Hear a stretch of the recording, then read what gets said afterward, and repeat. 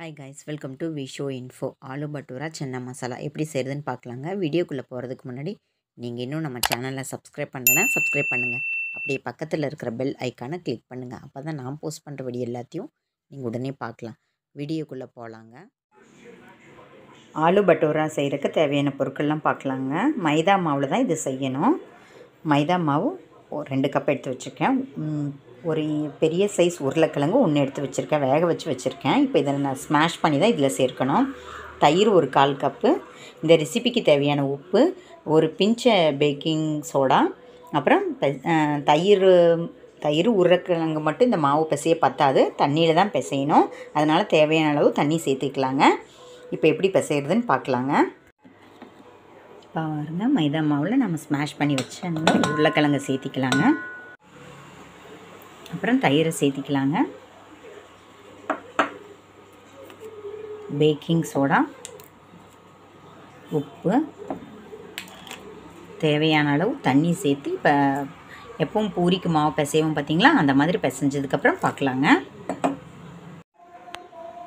பாருங்கள், பட்டூராக்கான மாவு சூப்பராக பிசைஞ்சு வச்சாச்சுங்க. இப்போ இது காயாமல் இருக்கிறதுக்கு நம்ம மேலே எண்ணெய் பூசி வச்சிடலாங்க. இது ஒரு 10 நிமிஷமாவது ஊறட்டுங்க. இல்லை நம்ம இதுக்கு சைட் டிஷ் ரெடி பண்ணுற வரைக்கும் ஊறினாலும் தப்பில்லை.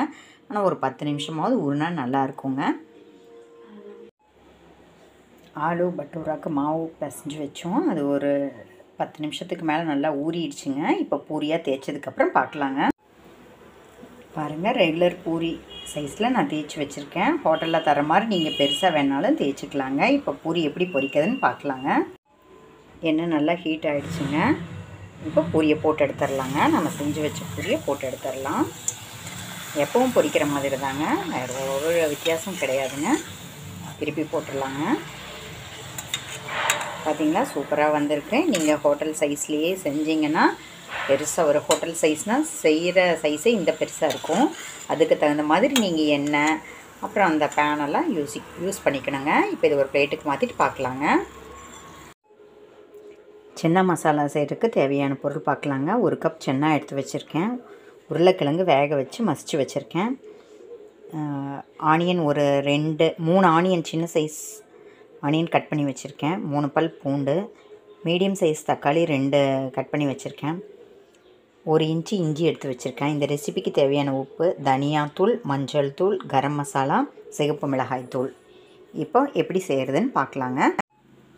வெங்காயம், தக்காளி, இஞ்சி, பூண்டு இதையெல்லாம் நம்ம நல்லா அரைச்சி வச்சுக்கலாங்க. நல்லா கோர்ஸாக அரைச்சி வச்சுக்கலாம். ரொம்ப நைஸாக தேவையில்லை, ஓரளவுக்கு கோர்ஸாக அரைச்சி வச்சுக்கலாங்க. வெங்காயம், பூண்டு, இஞ்சி, தக்காளி அரைச்ச விழுது இந்த மாதிரி ரெடி பண்ணி வச்சுக்கலாங்க. இப்போ எப்படி சன்னா மசாலா செய்கிறதுன்னு பார்க்கலாங்க. பாருங்கள், அடுப்பில் ஒரு பாத்திரத்தை வச்சுருக்கேன். இப்போ நம்ம 1 டேபிள் ஸ்பூன் ஆயில் போட்டுக்கலாங்க. ஆயில் ஹீட் ஆகட்டுங்க. ஆயில் ஹீட் ஆகிடுச்சு. 1 டீஸ்பூன் கீ சேர்த்துக்கலாங்க. ஆயிலும் நம்ம கீயும் சேர்த்து செஞ்சோம்னா நம்மளோட சன்னா மசாலா செம்ம டேஸ்ட்டாக இருக்குங்க. அதோட ஃப்ளேவரே சூப்பராக இருக்குங்க. இப்போ தாளிக்கிறதுக்காக நம்ம எதுவும் செய்ய போகிறது இல்லைங்க. இப்படி செஞ்சாலே சூப்பராக இருக்குங்க. இதுவும் சேர்த்து 1 நிமிஷம் ஹீட் ஆகட்டுங்க. ஆயிலும் கீயும் நல்லா ஹீட் ஆகிடுச்சுங்க. இப்போ நம்ம அரைச்சி வச்சுருக்க இஞ்சி, பூண்டு, தக்காளி, வெங்காயம் விழுது சேர்த்துக்கலாங்க. இதோட பச்சை வாசனை போக நல்லா வதக்கிக்கலாங்க. ஒரு 2 நிமிஷம் நல்லா வதக்கினா தான் அதோட ரா ஸ்மெல் போகுங்க. அப்போ தான் நம்மளோட ரெசிபி கரெக்டாக வருங்க. இது ஒரு 2 நிமிஷம் வதக்கினதுக்கப்புறம் பார்க்கலாங்க. பாருங்கள், வெங்காயம், தக்காளி, இஞ்சி, பூண்டெல்லாம் நம்ம சேர்த்து வதக்கிட்டு இருந்தோம். இப்போ நல்லா வதங்கிடுச்சு. இப்போ மசாலாலாம் ஒவ்வொன்றா சேர்த்துக்கலாம். சிகப்பு மிளகாய் தூள் சேர்த்துக்கலாம், கரம் மசாலா சேர்த்துக்கலாம், மஞ்சள் தூள் சேர்த்துக்கலாம், இந்த ரெசிபிக்கு தேவையான உப்பை சேர்த்திக்கலாம், அப்புறம் தனியாத்தூள் சேர்த்துக்கலாம். இப்போ இதெல்லாம் சேர்த்து ஒரு 2 நிமிஷம் நல்லா வதக்கிக்கலாங்க. இதோட பச்சை ஸ்மெல்லும் போகட்டுங்க. இது 2 நிமிஷம் நல்லா வதக்கிட்டோம்னா நம்மளோட ரெசிபி டேஸ்ட்டாக இருக்குங்க. இது ஒரு 2 மினிட்ஸ் வதக்கிக்கலாங்க. மசாலாலாம் சேர்த்து 1 நிமிஷம் கொதிச்சிருச்சுங்க. இப்போ இன்னும் கொஞ்சம் ரெடி ஆகணும். அதுக்குள்ளே நம்ம வேக வச்ச உருளைக்கிழங்கு சேர்த்துக்கலாங்க. அதுக்கப்புறம் வேக வச்ச சன்னாவை சேர்த்துக்கலாங்க. தண்ணி நம்ம சென்னா வேக வச்ச தண்ணியை வேஸ்ட் பண்ணிடாதீங்க. அதை இப்போ இந்த டயத்தில் நம்ம சேர்த்திக்கலாங்க. நம்மளோட கிரேவிக்கு தகுந்த திக்னஸுக்கு தகுந்த மாதிரி நம்ம போட்டுக்கலாங்க. அப்புறம் இந்த வேக வச்ச சென்னா வந்து ஒரு கைப்பிடி எடுத்து வச்சுக்கோங்க. எதுக்கு அப்படின்னு கேட்டிங்கன்னா, நம்மளோட சென்னா மசாலாவுக்கு ஒரு பைண்டிங் ஏஜெண்ட்டாக இருக்கும். அதுக்காக தான். இப்போ இது சேர்த்து ஒரு 2 நிமிஷம் கொதிக்கட்டுங்க பார்க்கலாம். அப்போ தான் சென்னாவில் நம்ம சேர்த்த இஞ்சி பூண்டு வெங்காயம் தக்காளி மசாலாலாம் நல்லா இறங்குங்க. வதங்கட்டுங்க. பாருங்கள், சென்னா வேக வச்ச தண்ணி இப்போ நமக்கு தேவைப்படுது. அது இப்போ இதில் சேர்த்திக்கலாங்க. எந்த அளவுக்கு உங்களுக்கு திக்காக வேணுமோ அந்த அளவுக்கு நீங்கள் தண்ணி சேர்த்துக்கோங்க. நிறைய தண்ணி சேர்க்க வேணாம்னு நினச்சிங்கன்னா நீங்கள் தேவையான அளவுக்கு சேர்த்துட்டா போதுங்க.